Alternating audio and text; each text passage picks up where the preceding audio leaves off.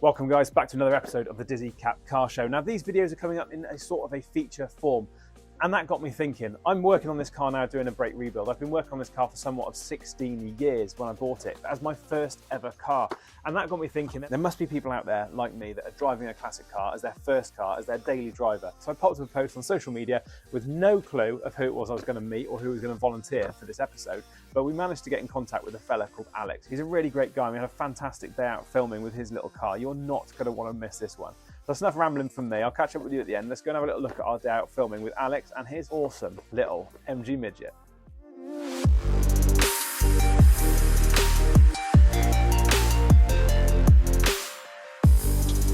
Guys, made it over to meet Alex and this absolutely wicked little MG Midget. So is this your first car? So yeah, this was my first car. I sort of finished off my driving education and went straight into driving this. My driving instructor had an MGB for about 30 years, so nice. He sort of tried to train me up to drive old cars despite being in like an 18-plate Clio. Yeah.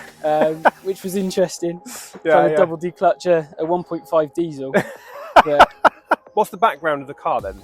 so this belonged to my mum originally. She bought it while she was at university, back in about 1990, and it was her first car.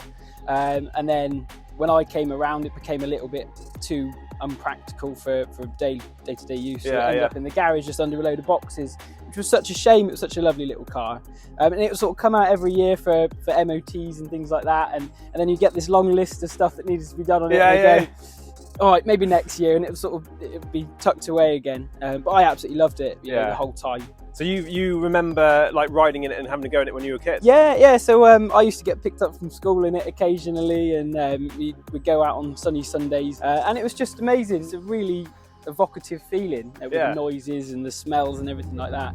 It's just a lovely place to be. Yeah, I felt really lucky, to be honest, that this was available to me. Yeah. It's lucky that this was inside and it was sort of out the way, and they're small enough that they can be tucked away and forgotten about. Yeah. There's a lot of MG Midgets about that are just sort of tucked in garages and so on. They're one of the... waiting for their day. Yeah, they're one of the common... because they're not worth as much as like a Mini, for example, like an old Cooper. They don't get sort of pulled out and auctioned off, and they're not too big that they get in the way, so a lot of them are sort of left and forgotten about. So there's still plenty about in sort of project form, which is nice, really, because a garage find is the right sort of start to a project.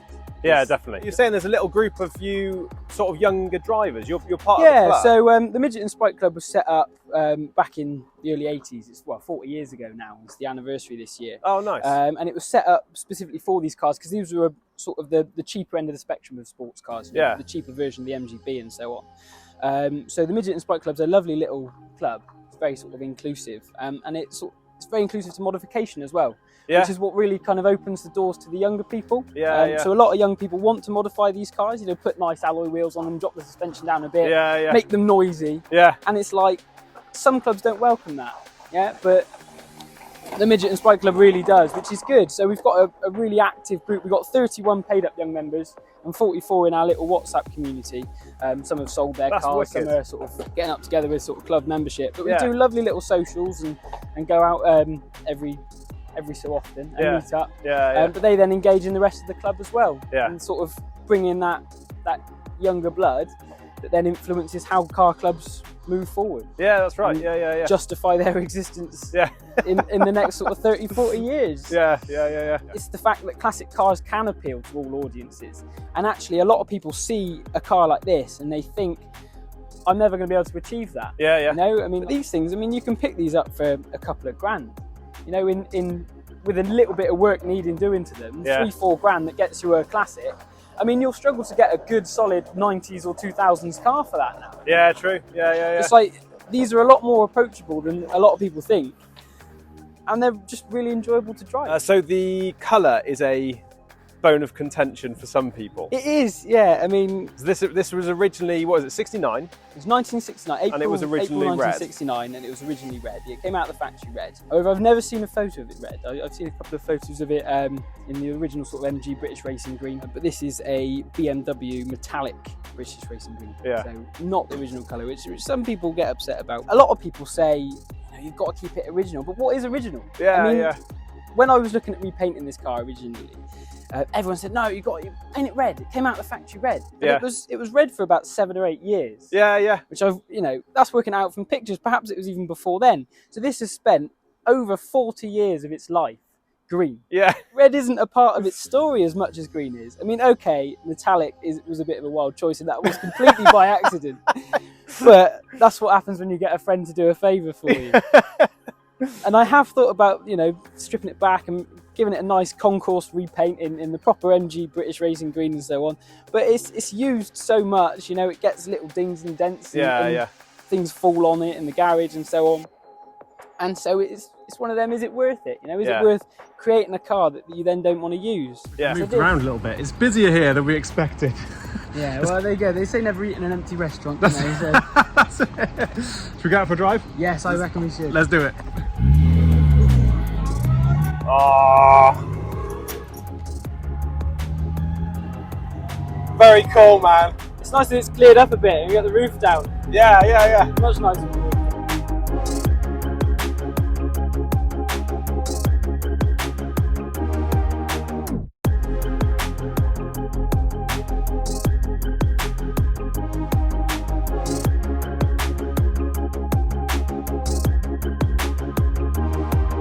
It's wicked.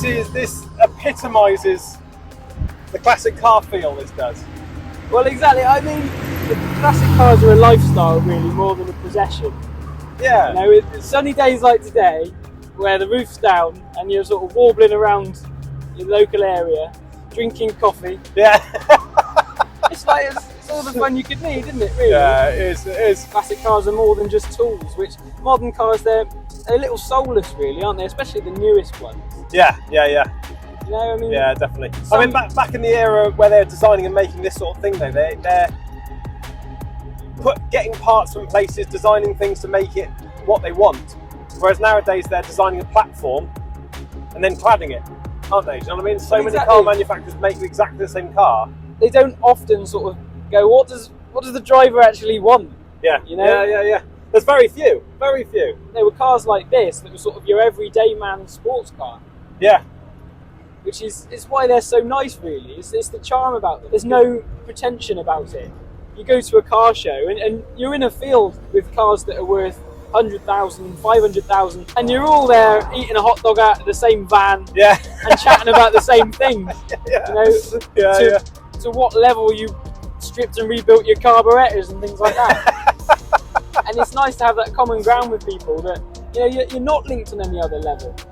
I often say for the club meets, we get a lot of people that go, oh, I'll join the club once my car's finished, or I'll come along to that run once I've got my car on the road. Yeah. And it sort of defeats the object of a club, really. You sort of have to remind people that a club's about the people, not about the cars. Yeah. If you turn up in a Volkswagen Golf, for instance, you're still there. You're still an enthusiast. You're still connecting with people that have a shared interest with you. And that's what's important. The thing that will end the classic car industry is if the people stop connecting with them. And that's the issue with young people in classic cars, really, is that if groups aren't warmly welcoming young people, I mean, it's okay, it's so much to let young people into your club, but if you let young people in and go, well, this is the way we've always done it, it satisfies our membership, then that's fine, but it will satisfy the membership that you've got at the moment, and that membership will only last so long. So you have to look at who's coming in at the bottom and think, well, how can we adjust this? How can we make this more welcoming to the younger audiences? A lot of classic car clubs think that means that they've got to go and hang out in Asda car park and all rev their engines up, and that's not the case. There's some really, really clever people that have had these cars since they were new. Some of them even worked in the factories where these were made and have some brilliant techniques for doing little jobs. They know these cars like the back of their hand, and you've got to use that experience. But it is a bit daunting to begin with. You walk into a pub's function room and there's people in a completely different demographic to you. Once you get to know them, as soon as you've broken down that initial barrier, that's not a problem then. The barrier isn't that age, it's just the fact that you're trying to find that common interest. So, to anyone watching this who's not a young member, if you see someone young at a club night or an event or something like that, just that little engagement in conversation, what do you drive? What do you want to drive? That sort of thing. Yeah. Little interactions like that will make a 17, 18, 19-year-old classic car owner, or even more importantly, the prospective classic car owner, feel more a part of the community that they want to be a part of. Absolutely. And you're gifting them that lifestyle, aren't you? Yeah. And that's what a lot of people don't realise. It's like I go to a car show and most of them will be like early Civics and Supras and things like that, and I'll rock up in this. Yeah. You know, and you might think, well, why the hell have you done that? They don't want to drive one of these. They don't want to own one of these. They don't have that interest in old British cars. It's like, no, they don't, but they have the same enthusiasm in what they drive. So they recognise that enthusiasm in me, and I've made some really good friends that way. And a lot of them want to know more about it. Okay, they don't want to own one. Fair enough. Whatever they want to own, they will. But they like looking under the bonnet and sort of seeing this side of classic motoring as well. Yeah.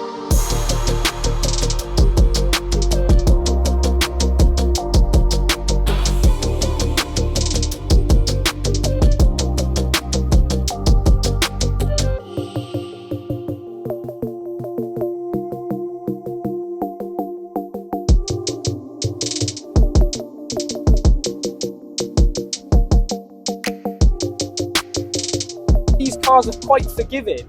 I mean, if you do something to an engine that it doesn't want to be done, when you start it, you'll be able to tell. And you'll think, right, okay, let's go back and do that again. It's important to keep these cars up and running and living. They're parts of history, and I think we're quite often, especially because of this age that are still going now, you become like a guardian of it. I mean, sort of hoping that it'll be going long beyond your ownership of it. Do you know what I mean? Other people can enjoy it. Yeah, I mean, I see this exactly like that. You know, because particularly as this is sort of a part of the family. My younger brother's going to be driving soon. And he'd be more than welcome to drive it. You know, and to experience it, because it's sort of a rite of passage, really. You know, it's just as much his right as it is for just as much his right as it is mine. And it'd be nice to see him get involved in it and enjoy it the way I have. So we were literally just saying about the MG Midget being similar to a couple of other cars. So the Midget and Sprite Club, it's for MG Midgets and Austin Healey Sprites. So the Austin Healey Sprites look very similar. Other than the Frog Eye, which has a notably different front end and rear end, sort of smoother with the kind of pop out light. They're becoming very, very sought after now, the Frog Eye Sprites. But kind of ironically, I suppose, the MG was the more luxurious version. You have more chrome trim everywhere. And a few little sort of luxuries. They're not practical. I've been camping in this, with a week's worth of camping gear. And you're sort of there, like there's something on the back of your head. You've got to put the roof up to stop it all flying out the back. But it does it. It does the work, and it's enjoyable. It's an experience. The experience is what it's all about. It's about the journey. So what have you got under here? Is there storage space? So this is just, there's a bit behind the seats. Sort of storage space. Little bit. That's quite a bit actually. But the Frog Eyes, they didn't have a boot lid, so they just, there's too much money, isn't it? Did they not? Too much money to invest. So they literally this just went all the way back. Wow, I've never clocked that. No. But it was just because they didn't want to put a boot lid in. Just cost saving. Same with the lights. Everyone goes, oh, those lights are really nice, really prominent, because they sort of sit on the bonnet. That's right, yeah. They just didn't want to pay for the kind of, like the MX-5 with the fold-up lights. So they just said, we'll just permanently mount and that'd be chuck them in the middle there. So the Healey's exactly the same shell as this, but all the parts are the same. The main difference that you'll notice are things like the chrome trim down the side. Sprites don't have that.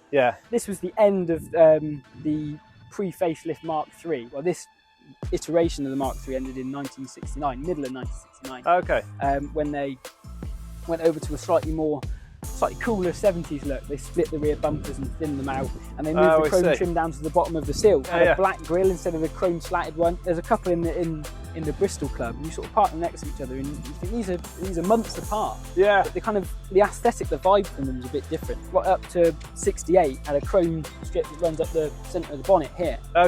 And again, several stories about why that disappeared in 69. It's the only bit that isn't the same with a 68 car as a 69 car. What it sort of boils down to probably is just, again, cost cutting. But wow, we've run out of little chrome strips to put on the bonnet. We just won't order any more. It'll be fine. We'll just push out these.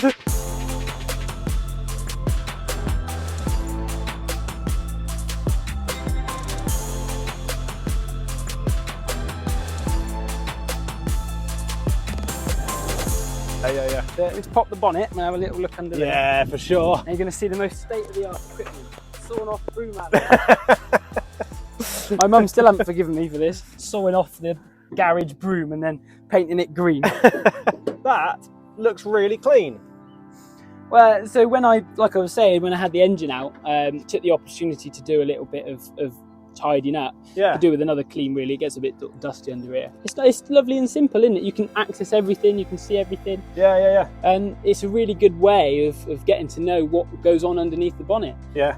You know, because everything's right there. Nothing's sort of, on a lot of modern cars, in order to get them into the shape, like you were saying, onto that platform, it's almost like there's two separate teams working, isn't there? Yeah. One's made the chassis and the other one's got to sort of shoehorn everything in around it. That's right, yeah. So you end up with like, where's the alternator? Oh, of course, that's underneath. Yeah. Behind like, the bit you can't get into. Yeah. Like a lot of the times the spark plugs are in behind the exhaust manifold and things like that. Yeah. And it just makes it so difficult to work on it and do basic jobs, which is why people don't. Yeah. These, you know, it's so easy to learn on because, I mean, you want to check the spark plugs, they're right there, aren't they? Yeah. I mean, the A series was in cars for years.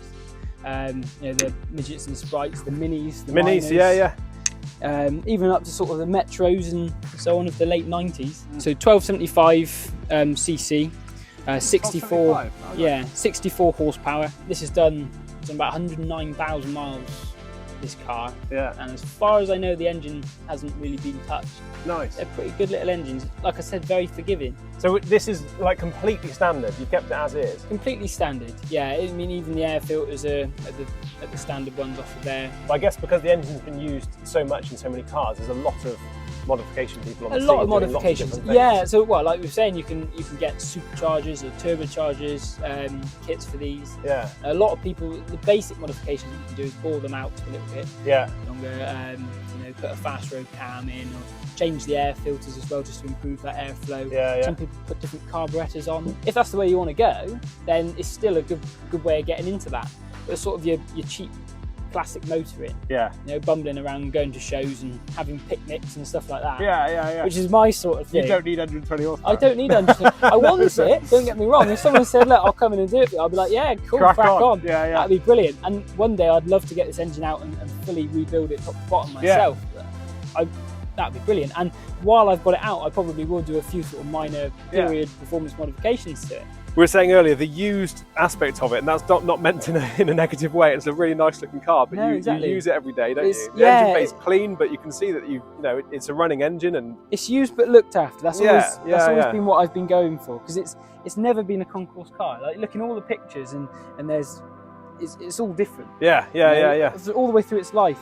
I mean, my mum had it bumperless for a while with the number plate cable tied to the grille. Oh, and nice. I really like that. Yeah. You know, it's part of its story, isn't it? Yeah. Because it was just a functional, fun little car. Yeah. This is probably one of the closest to concourse it's been, and it's covered in dents and dings and things like that. But you know, it's like every dent's a souvenir, isn't it? Reverse it into a bin. Nice.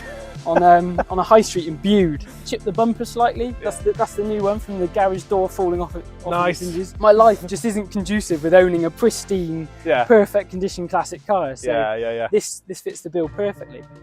And that... Wait.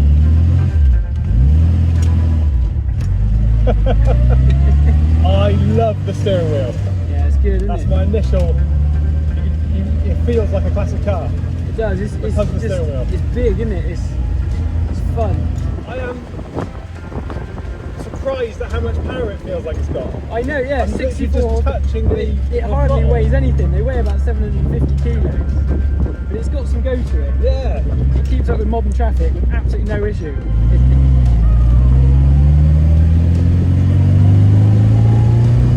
Yeah. See.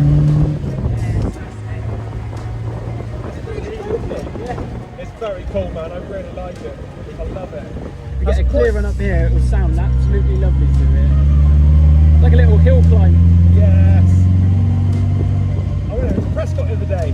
Oh yeah. Very cool. Yeah, this has been up Prescott. Has it? Definitely didn't set a record time, but... Oh man, this is just incredible. What a wicked little car. Should have an issue for a second. Fly around all these bends.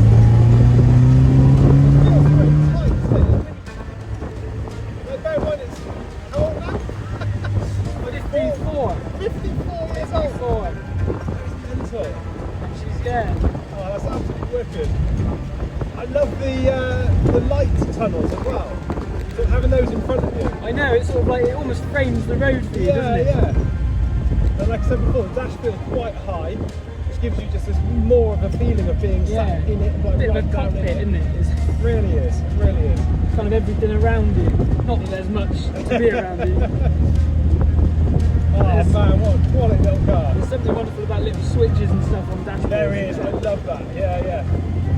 The sort of makeup of the dash with the chrome dials and the switches for the choke things like Exactly.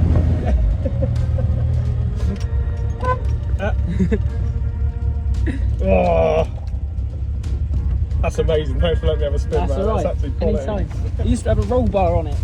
And I was in two minds about whether to keep it or not. Conflicting opinions from various people I was chatting to, but it's improved the visibility quite a lot. Okay, having a big bar there. Yeah.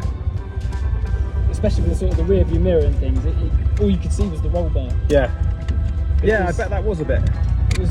It's difficult though, because it's like, well, do you take off one of the only safety features that this car has? But then you sort of remember that actually, if we have a crash, you know, it's going to end badly anyway. Yeah. You're better off not crashing. Hence the advanced driving courses that I've been on and stuff like that. Yeah. Just helping you out on the road a little bit. Exactly, because it's not just about you not crashing, it's about you recognising when someone else is going to do something silly and avoiding them. Yeah. For a young fella, you've got a massive amount of experience and stuff already, and like. Well, yeah, I mean, the thing is, volunteering is brilliant, but it really opens doors, doesn't it? Because it gives you life experience with all sorts of people you probably would never have met, you know, and it's all about sharing that common aim. Someone said in the club the other day, what do I get for my club membership? And the only response to that really is, if you don't know, then it's you who needs to change something. Yeah. Because like, I could list a million things I get with car club membership. I'm members of other groups like the Institute of Advanced Motorists. Yeah. You know, I get different things from different clubs, and what I got from the Midget and Sprite Club when I first joined is totally different to what I'm getting now. Yeah. It's also, I've decided to put in the effort to give myself back what I want to get out of it, but also give back to people who are also in the club what they want to get out of it. Running trips and things like that. You know, I want to go on car tours with like-minded classic enthusiasts. Right? I've got to organise them. Because the other people in the club, they've all been there. They've all organised them. You know, you've got to put in your bit of effort.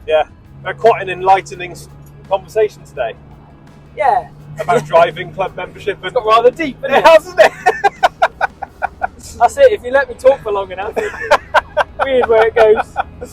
Oh, it's grand, man. It's been absolutely wicked to have you on the channel. And have a little look around the Midget. Something a bit different. Yeah, it's quality. It's really, really cool. I absolutely love the story behind this car. I've only got my mum to thank for this thing still being here. After 54 years on the road. You know, if she hadn't put it away in the garage and looked after it, I wouldn't be driving it now. There's no chance. Yeah.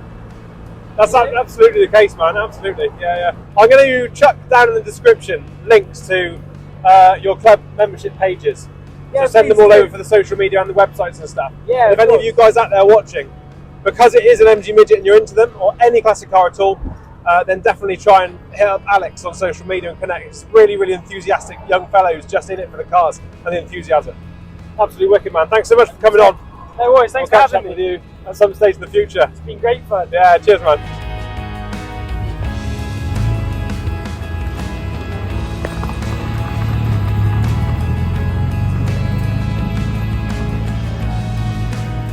So we're getting on here with the full Capri. We're just at the point of bleeding the brakes. Bonnet's popped open, battery's recharged, ready for a restart. That's going to be on the intro to the next video. So make sure to look out for that one. Now, thanks so much to Alex for coming out. He's absolutely classic guy, really lovely fella, and it was a real pleasure to get out and film with such an enthusiastic young fella as part of the classic car community. Now, if you are a younger driver that's looking at getting into this sort of thing, then make sure to go and check out Alex and the sort of stuff that he does. Really, really lovely, really approachable fella. If you're into the Midgets and the Sprites, make sure to go and check out the club. I'll leave all the links to those in the description below, as well as the young Owners Club as well as part of that. So again, a massive shout out to Alex. Thanks so much. Now there's loads of stuff coming up on the channel, guys. Some really cool cars. Next week on Friday, we're going to be welcoming back Loz L to the channel with a wicked episode. And then after that, some absolutely wicked cars. John's going to show us around another one of his fleet. We've got a Mark 1 Escort with some absolutely quality modifications and loads more stuff coming too. But the absolutely wicked and bonkers bit of news which I've got for you is that the Dizzy Cap Social is filling up real quick. We've got to our first milestone already, which means that tickets are on hold until tomorrow, where I'm going to sort out with the venue to release the next sort of bunch of tickets. But it's absolutely amazing to have such a cracking response to that. Please do make sure to check the link down below for the details of that, but also to book your spot. Hopefully they're going to be open by the time you watch this video, and get yourself down there. It's going to be an absolutely wicked day. The other bits and pieces you can do, as always, do those bits and pieces that I'm supposed to ask you to do as a YouTuber. They do really help us small channels and spread the word that we're here and we're making content. I do have a Buy Me a Coffee profile where you can just donate a couple of quid to a coffee which will sponsor a video. You'll get a shout out on it, so that'd be absolutely awesome of you. I do also have some bumper stickers there also on the Buy Me a Coffee profile, so go over to there and click on the extra section and they're there for just a couple of quid sent out to the UK. A little bit more if you are outside the UK and you fancy some of those stickers. Please let me know. Just DM me or email me to this address here right now. All the fine print and stuff, all blah blah blah. So that's it for plugging for now, guys. I've got a couple of bloopers to show you and I really hope to catch you again on a future episode of the Dizzy Cap Car Show.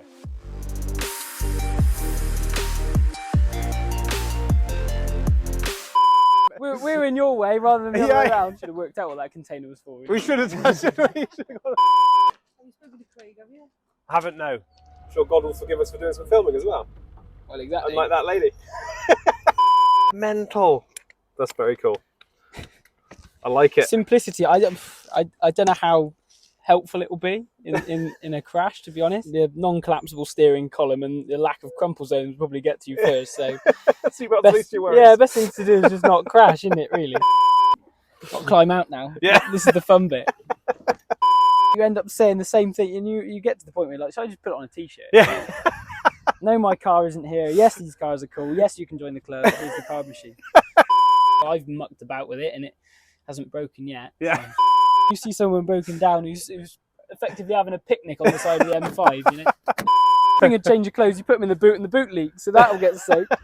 Difficult to drive it, kind of that was burst. Sorry. Ah, damn it. What you fancy doing? Something I'd like to do, to be fair, yeah. Have you got any more time in your day though for... Not at the moment. You've got to have that attitude when, you know, sometimes you don't get to the end destination. Yeah. So the journey's all you've got. You may as well enjoy it.